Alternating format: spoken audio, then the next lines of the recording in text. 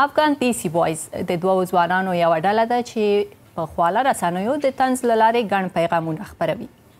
دوی په بلجیم کې اوسیږي، د انسټاګرام، فیسبوک او یوټیوب له لارې ویډیویي طنزونه خپروي. دوی په لنډ وخت کې په زرګونو مینوال موندلي دي.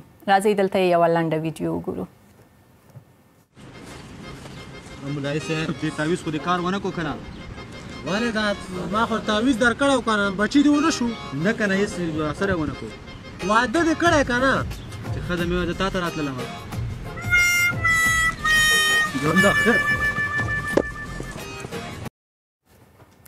له خمرغه همدغه شیبه له برسلز نه د دې ډلې یو فعال غړی مسعود ګوروان راسره دی. ښاغلی ګوروان، ښه راغلی. ستاسو طنزونه دغه ویډیوګانې چې دي دا هم د ټولنې د اصلاح لپاره دي او هم د خلکو د خندولو لپاره. دا موضوعګانې څه ډول انتخابوئ؟ ډیره مننه یو جهان. موږ ډیر زیات خوشحاله چې تاسو سره په ژوندۍ بڼه خبرې کوو. دا خو موږ په ټولنه کې ګورو، افغانان مهاجرین وروڼه چې دي په اروپا کې دي که په افغانستان کې دي، نو هغوی چې کوم داسې کوم کار وکړي د هغې د نظره موږ ته خپله یو آیډیا راځي، په هغې باندې به یې کار کوو، نو موږ پکې به یو تمثیلي پارچه وړاندې کوو خلکو ته.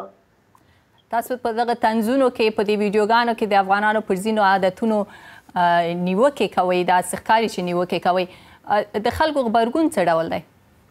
په اوله کې د خلکو غبرګون داسې و چې لکه موږ ته ډېر منفي کامنټونه او خبرې به کولې، خو اوس زموږ مینوال رو زیات شوي دي. تر دې چې موږ چېرته ځو نو موږ سره عکسونه مخلي. موږ ډېر زیات خوشحاله یو اوس ورنه.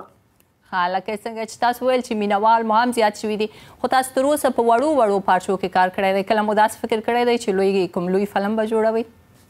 اوس فلحال دا څو ورځې کېږي چې موږ یو فلم ته فکر کړی دی د افغان ریفیوجي په نوم باندې، چې بعضې شاټونه یې موږ اخیستي دي په برسلز کې. نو امید لرو چې آینده کې د خیره سره هغه خپلو مینوالو ته وړاندې کړو. په هغې کې موږ د افغانانو دا کوم مهاجرین چې اروپا ته راځي د هغې مشکلات پکې موږ په ګوته کړي دي. مننه ډېره زیاته تاسو دواړو نه د لا بریاو په هیله. تاسو نه هم یو جهان مننه. ښه وخت. مننه ډېره زیاته.